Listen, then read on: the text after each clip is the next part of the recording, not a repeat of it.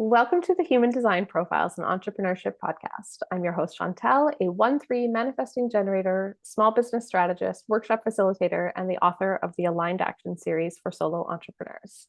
Thanks for joining us today for the show. It's all about an active learning experiment, how we experience entrepreneurship as individuals through our human design.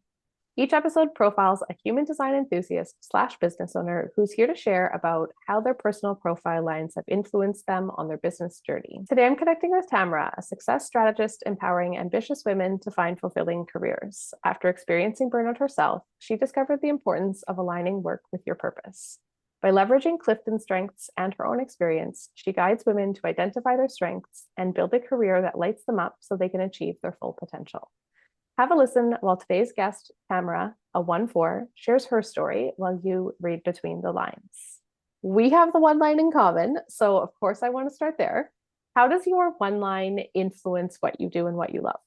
That's such a good question. I am just starting to really dig into understanding how that impacts me. I really had no idea that I do that. I think for the most part, I really see it when something goes sideways. For example, like someone had a health issue or a health scare. I definitely dig in and start investigating. Okay, what can we do and try and solve the problem? But prior to getting the information, I had no idea. I really didn't see it. So it's all very new to me. Yeah. Well, because you unearthed it after the fact and now you see it, I bet Yeah. now you're being able to piece it all together. You're probably super into like reading all the books, taking all the courses, all Oh of my that. goodness. Yes. If you saw my phone and understand the number of books that I go through, I prefer audiobooks, but I listen to multiple books every week and I have all the podcasts and I do learn bits and pieces and I love to share that with my friends. Yeah. Yeah. Are there any books or podcasts that you're loving right now that you'd want to recommend? Such a good question. Oh my goodness. I read, Overwhelmed by the things that are hitting my head right now. I think I have to look. Her name is Vivian Tu, Mhm. and it's the Rich AF book. And I am absolutely loving her book. It's about finance. She's phenomenal at not only educating and empowering women, but in the way that she does it, it's very entertaining and engaging to where it's not just boring finance. It makes you want to go out and actually take care of financial stuff.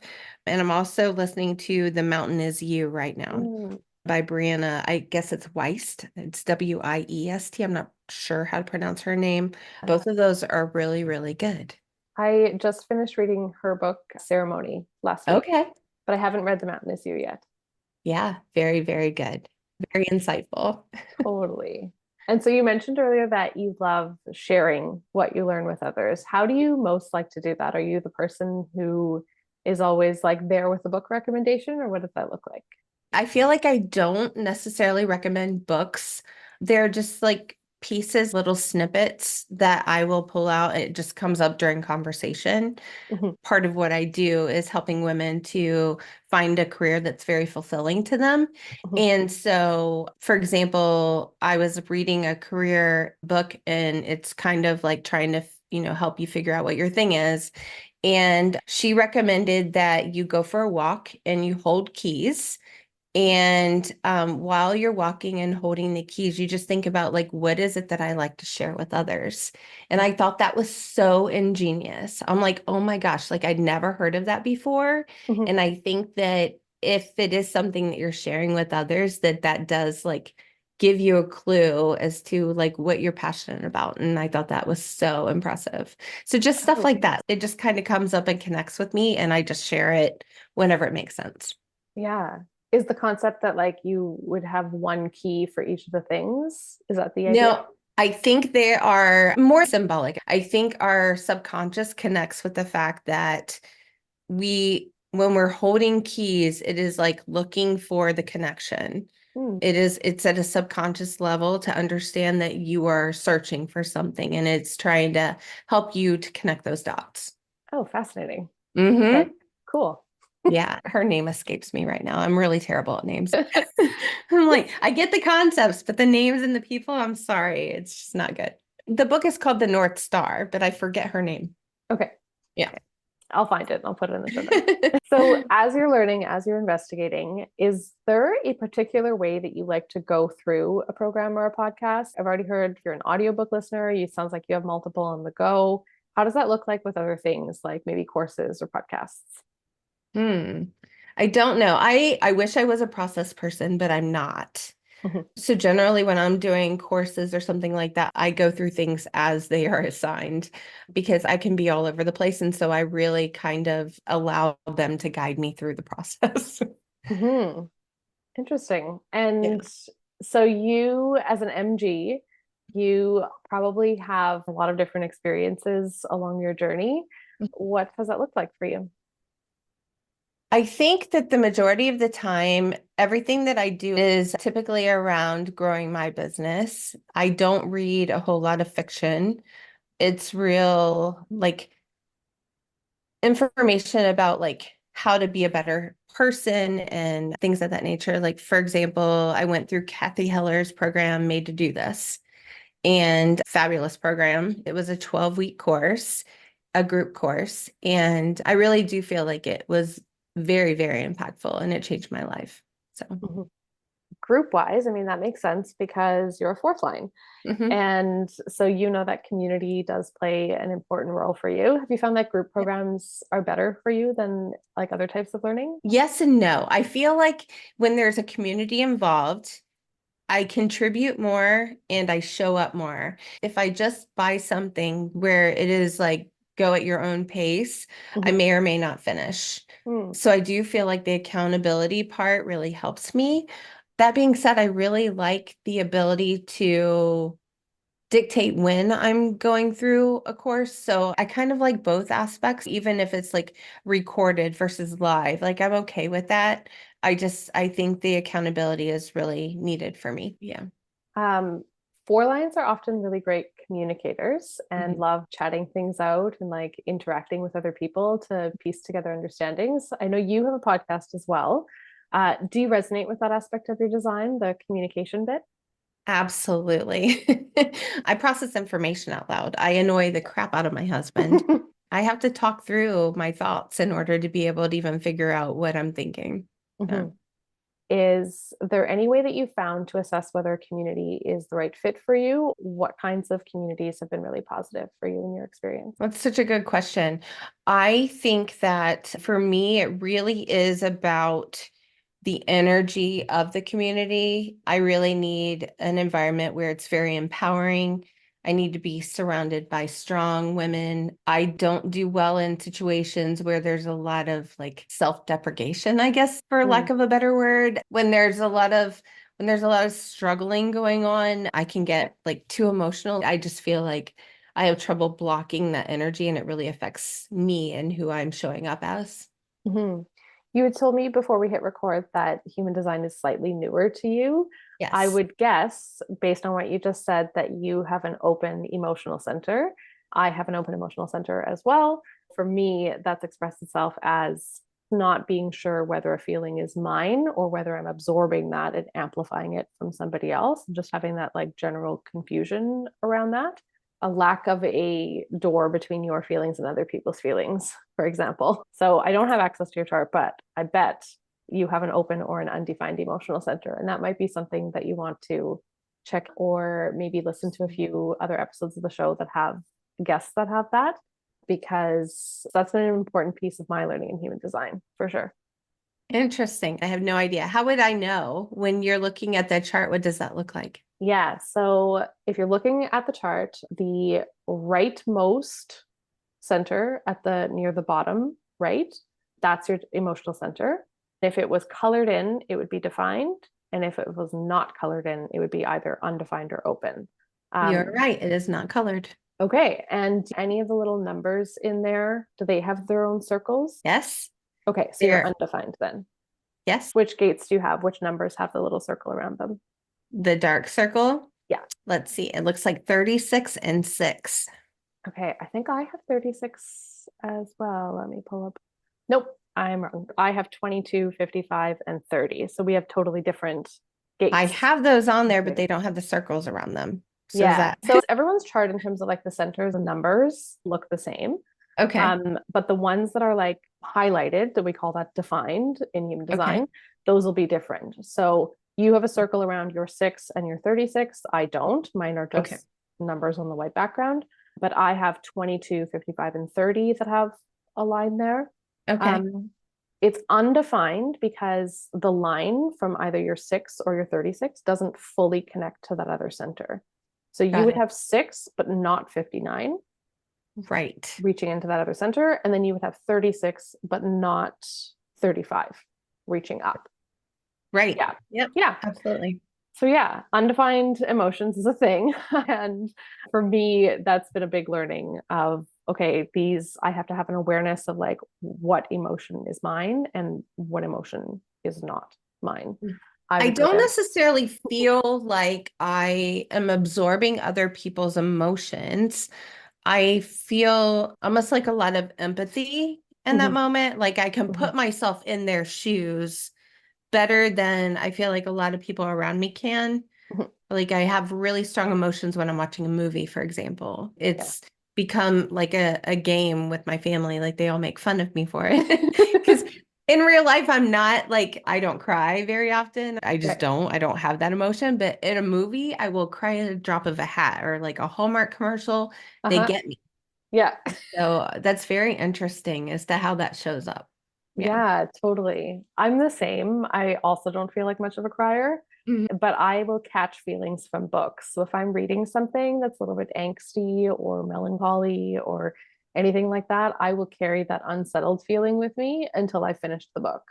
Okay. Luckily, I'm a fast reader, so that doesn't hang around for a long time because 3 days later I'll be done. I'll be on to the next book. So let's get back to the bit about community. You told me that you feel like a community is positive for you when people around you appreciate your perspective. Do you have a story of a time when a community didn't work out for you? And can you also tell us about a time when you were able to flourish in a community setting? Wow, what a challenging question. So I don't know if this is in line with the way that you asked the question, but the first thing that popped up to me was over 10 years ago, I had a job and I was working in a position that was not in alignment with who I was. It was very customer service focused organization. And I was in a position where I was just really, for lack of a better word, irritated. I felt like my skills weren't being utilized. And I felt like, I mean, people would call and ask like how many boxes of something we had on the floor. And Mhm. I would just look it up in the computer and tell them how much we had in stock. And I literally wanted to stab my eyes out because I was just Yeah. like, what, like, why am I doing this? One of my top strengths is strategy. Like I didn't feel like I was adding anything to do that kind of job. And I really stuck out like a sore thumb because everybody in the organization wanted to be very helpful and they liked helping these people to find what they needed. And I really didn't like see it from that perspective. I was fine helping people. I like helping people, but I just felt like it didn't align with who I was, if that makes sense. And it was blatantly obvious whenever we would have, community meetings and things of that nature. Like I was always the one coming at things with a different perspective and coming from a different point of view from everyone else. And so I think that that was definitely one of the times when it just made things really awkward and almost like created drama Mm. because other people couldn't understand like where I was coming from. Hmm. Oh, I can relate to that on so many levels. I don't know how close this is to your experience, but I once had a job. I'm a manifesting generator too. So, like, both of us have had probably tons of all sorts of jobs throughout. Mhm. I worked at the IKEA call center for a time when I was in university, and people would call and ask how many of thing was in stock at their local IKEA store. And I answered the phones for all of the IKEA stores in Canada at the same time. And I remember like very line one style where I learned everything there was to learn about IKEA stuff and the intranet. I loved the intranet. That's super nerdy, but I'll admit it. And I learned the product names, and I learned like the benefits and the features and all the directions to all the different stores. This kind of pre-Google Maps. Once I felt like I had learned everything, and I was just answering questions like a robot, I was completely dissatisfied. And so, as a manifesting generator, your self theme is satisfaction. And I did not feel satisfaction in this position that was very customer service focused. Yeah. And our not self theme is frustration. And I was sitting in frustration all the time, which is like you described, I think you used the word irritated. Yes. That is exactly the feeling. So, Okay. 100%, I relate to that. I didn't last long in that job. That's so enlightening because I do that. I've done that repeatedly. Like Mhm. I get really excited about a position and I go and I learn all the things. Yeah. And once I know the things, I get so bored so fast. I'm Yeah. like, I need more. Yeah. If we're not being challenged Mhm. and if there's nothing left to learn, so the not being challenged part, I feel like is very manifesting generator. We're only satisfied as long as we're being challenged with novelty in some way.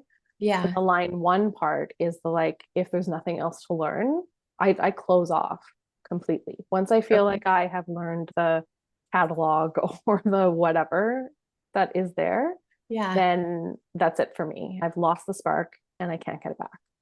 Right. So it's Yes. been a challenge in I jobs, and identify that's with that. why I've had so many of them. Have you had a lot of different jobs on your way to becoming a success strategist? So I've stayed at companies for, like lengths of time. However, I changed positions within that company, for example. I feel like for the most part, I changed positions every like probably about 2 years. Every 2 to 3 years, I had to change positions in Mhm. order to continue to stay with the organization. Yes. I just posted recently, I call them quitting cycles. And I have noticed one of mine is around 18 months. And that's Okay. usually my max in a job or a position Yeah. somewhere. Or now that I have my own business, like it's 18 months before the next pivot because I have trouble staying in things longer than that Yes. because I need to constantly be learning. So, Interesting. It's so yeah, funny to me because growing up, I like hated reading. And so I look at it now and I'm like, I don't understand how I survived when I was a child. Like, how did I not? I guess I was learning in other ways because it's very, very interesting to me. yeah. I mean, I would say as children, we're learning how to be human, right? There's a lot to learn in that playbook. And we're learning social norms and we're learning about people's expectations of how society works. And we're learning like how our bodies work, right? There's a lot to learn and unpack there. Once you've reached adulthood, you've kind of got all that figured out. And then maybe it's free to express itself in like that kind of like book way or Gotcha. podcast way or just experiences, right? Like line one's not just about book learning, it's about learning through experience and understanding the world and like traveling. There's so many different ways to learn. And line one, I feel like, has the rainbow of all of those things for sure. Yeah, absolutely. Yes, I love to Yeah. travel. Yeah. You're right. I just want to have new experiences. My Mhm. husband talks about buying a property somewhere and that's going to be where we go on vacations. I'm like, absolutely not. I Mhm. don't want to go back to the same place. I want to have new experiences. Yeah, totally. Yeah. So, as you go deeper into human design, what Mhm. positive changes have you noticed about yourself in life and in business? I think for me, learning about human design, just again, like I feel like at the superficial level, has just been so enlightening. Like, okay, how is it possible that you put in your birthday and like where you were born and it spits out all this information that is so accurate? Like, it's Yeah, scary I accurate. know. So that was a big piece. One of the things that I've learned is that I'm supposed to wait to respond. I am a very, very creative person. And I'm the type of person who thinks I'm going down one path and then it's like, oh, squirrel. And I will pivot to something else. And when it tells me wait to respond, that one is like super puzzling to me because Mhm. I don't, I'm like, how am I supposed, who am I waiting for? Like, I don't Right. understand. I don't understand exactly what I'm supposed to do with that and how I will know when it is like my the time, when the time's right? When am I supposed to respond? I bet I can clear that up for you real quick Okay. if I can. So as a manifesting generator, you're actually designed to both inform and to respond. So Okay. the manifestor is the informing part, the Okay. generator is the responding part. And really, let's just take the word wait out of the equation. I've been doing that lately and Okay. just make that open to responding, where you can respond to anything that life throws at you. You can respond to ideas, you can respond to people, you can respond to experiences. I wish it didn't say wait in there. I would say just notice your openness to a response. Like, how do you naturally respond to things? Okay. Thinking again of that whole irritation, satisfaction dimension, Hmm. that feeling of like being dead inside because you're so bored, that's a Yes. response to listen to. That's telling you you need to move on, you need something new, you need a new challenge. Yeah. But that like lit up feeling when you feel aligned and you know you're like working with the right client or you know you're doing the right thing, that's Hmm. a response. And that's something to listen to of like, my body is responding to this in that, like, yeah, I want to do more of that. It's exciting. So Hmm. that those feelings that I know you've already experienced before, those are your responses already. They're within you. It's just a matter of using those responses as information. Does Oh, that I love that so much. Thank you. Yeah, you're Yeah. welcome. Because I was literally thinking like, wait. Yeah, totally. Wait for what? Yeah. I I'm know just sitting here forever. that trips people up. I remember when I first saw human design, and I think unconsciously, maybe a year or two in, I just like let the weight slip away and I let it just be to respond. I And love then only recently have I been like, oh no, being open to respond is a thing. To me, being open means like I'm aware of how I'm responding and I'm it. Yeah. noticing those responses and then I'm acting on them, basically. I love that. Mhm. Absolutely. And I have always been someone who really, truly trusts my gut. I can be analytical, like I can think things through, but for the most part, even after I've evaluated all the data, I'm going with my gut. So I Mhm. think that feels much more in alignment. Thank you. Good. I'm glad. Okay, I can't have a Clifton Strengths person on here and not ask about what your strengths are. Human design is a little bit different in that you're not self-assessing or having someone assess it for you. It's just determined on the date and time of birth and location. But Right. I've always been interested in different systems. And so any opportunity I get to talk about that, that's a response for me. That's like, I'm interested in that always. So Me too. tell me about Clifton Strengths. I already knew about it before we connected, but maybe somebody listening doesn't. So give us a little bit of an intro to Clifton Strengths. Tell us what yours are. Okay, so Clifton Strengths is an assessment. They've developed their 34 buckets of what they call themes. They're not considered necessarily strengths until you actually do the work in order to make them strengths, but it's areas where you're naturally gifted. Mhm. And of those 34, typically people take an assessment that gives them the top five, but you can do the full 34 assessment. When you utilize your top five, for example, there's data that shows, and Gallup is the one who oversees Clifton Strengths now. They've shown that if you use your strengths every day, you are 3 times more likely to report an excellent quality of life. And if you're using your strengths every day, you're 6 times more likely to be engaged at work. And so we know that if you are doing those top five activities every day, you're going to enjoy your life more and you're going to basically contribute to society more. I remember like when I first took the assessment, I was thinking, okay, there's only 34 and you get your top five. Like, how special is that really? Mhm. But the truth of the matter is, the chance of you having the same top five in the same order as somebody else is 1 in 33 million.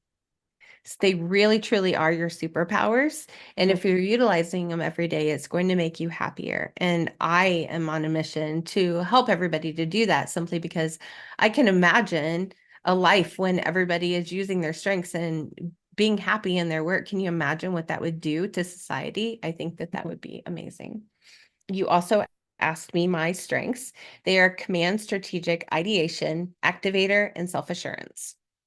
And so I have all the ideas and too many ideas. And I really, really enjoy working with my clients and helping them to figure out a lot of people don't know what they want to be when they grow up. And myself, Mhm. I was in that bucket. I, like you said, have had multiple jobs, and I really enjoy having them take the assessment and showing them, okay, if you're going to do these types of activities every day, what kind of job would allow you to do that? And Mhm. a lot of the times I am working with women who end up being solopreneurs. So it's, how are we going to utilize those strengths to empower you to be better at your business so you can succeed easier? Oh, I love that. Yeah. Have you found alignment between what your human design chart says and what your top strengths are? And do you know if your clients have done the human design chart as well as Clifton Strengths? I have not spoken to anybody about human design, so I don't know the Mhm. answer to that. I think that I feel like it's one of those things where it's kind of like in the vicinity, but it's not a direct overlap. Mhm. I do feel like there are definitely some aspects that show up on both pieces, but I don't think there's a direct correlation. Yeah. And I am also certified in Myers-Briggs. Mhm. I love Enneagram.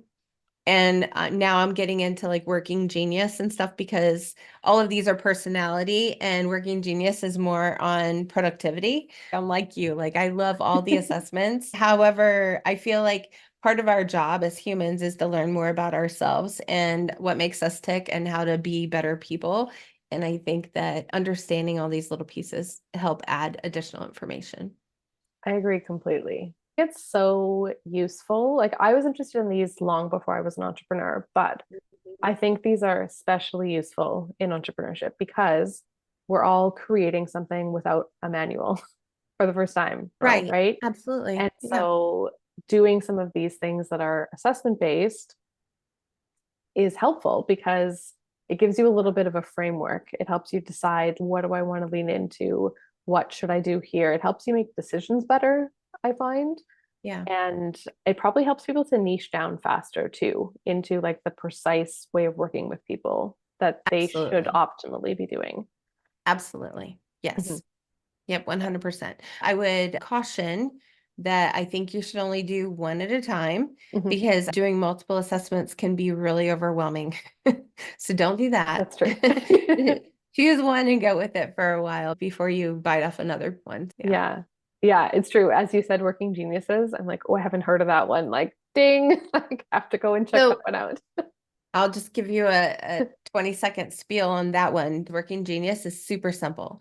When you're thinking about human design, it can be a really, really deep rabbit hole. Mhm. And you just keep digging and learning more and learning more. Working Genius is super simple, and you will like understand it in like less than 10 minutes. So Okay. there's that. So it's okay But to pair those two together. it is okay. Yeah, absolutely. So throughout our conversation, we've talked about many different aspects of human design. It's been easy because you and I have some elements in common in our charts. Mhm. And we've talked a little bit about how, as a manifesting generator, you've had this long journey, but we haven't yet heard the story of that journey and how you wound up into what you're doing now. Can you share about that? Yeah. So the whole way that this happened is I was working in a job that was completely out of alignment with who I was, and it was starting to affect my health. I was feeling sick, on the way to my job each day. I began having multiple panic attacks every day, and I was waking up in the middle of the night with my heart pounding out of my chest. And I knew I had to make a change, but I didn't know what I wanted to be when I grew up. And I couldn't figure out like what I was passionate about. I didn't know what to do or how to figure it out. And a friend of mine was taking a college course and was introduced to Clifton Strengths. At the time, it was called Strengths Finder. And she came into the office and she's like, "Oh my God, you have to take this assessment." Mhm. And I did, and it completely changed my life. Mm. It really became like a compass for me. It wasn't an overnight change, but it really was more directional. I started making slight pivots and was able to figure out what I wanted to do gradually over time. And then in 2018, I was fortunate enough to be able to go and get certified to be a Clifton Strengths coach. And I absolutely love helping people be able to do that too, because I feel so much pain when I find out that women are just settling in working jobs that they literally hate. And I think a lot of people do that because they don't know what it is that, gives them passion. They don't know what they want to do. And I know what that feels like because I've been there. And I just want to be able to help women to figure it out. And I think Clifton Strengths is, one of the tools that are the best to be able to guide you down that path. Yeah. Wow, that's remarkable. Mm. We're not here to work jobs that we hate. Right. No, Why would like you? Yeah. that can't be. Life is short. We need to stop suffering through, just working a job for a paycheck. I understand, like I get it. People have to pay bills and stuff, but I just feel like there's a better way. Yeah. Have you ever heard of Bronnie Ware? No. So Bronnie Ware, she was a palliative care professional, which means she cared for people when they were on their deathbed. She sat by the bed of all these people as they were dying, and she noticed that they all had some similarities. And she later wrote a book called The Top 5 Regrets of the Dying. The top regret that her patients had was that they'd wish they'd had the courage to live a life true to themselves, not the life that other people expected of them. The first time I heard it, I remember thinking, oh my God, that's what I'm doing. I don't want to have that regret on my deathbed. And so I really feel like I'm kind of on a mission to make sure nobody else has that regret either. So That's so important. And I think you're a great person to do that work as a manifesting generator because you are like seeking that satisfaction, that fulfillment. And then you know what the frustration of not being there is like. So you totally get it. yes. And then the undefined emotions, you can empathize with people who are there too. Yes. So it really is like some of these things are kind of like written in your chart in a way, which is a cool, So crazy. It blows my mind. creepy, cool. I don't I know. know and I mean, it's, how could it be so simple, right? Like, I wish I would have known about, all this stuff like 20 years ago. Totally. Yeah. Thank you for this conversation. We are going to flow now into our closing ritual. I'm holding in my hands the 1-4 cards created by Christina from Glow Glow Juice HD. I am super intrigued. What are the 1-4 cards? All right, deep breath. And when you're ready, we'll let that go. The card reads, I will make an impact on the people in my life when I am ready. Am I rushing my process? Do I feel the sense of security I crave? Interesting.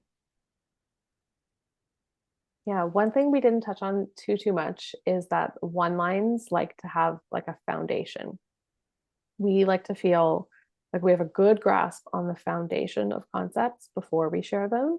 So I think this card is kind of pulling at that aspect of we feel secure when we have like a baseline knowledge in something, whether that's book knowledge or life knowledge. We talked throughout this episode about how you have the firsthand experience of it. Now you have the secondhand experience of helping clients through it. That security has been built up sequentially as you go, as you discover this part of your purpose. Yes. Yep. Yeah.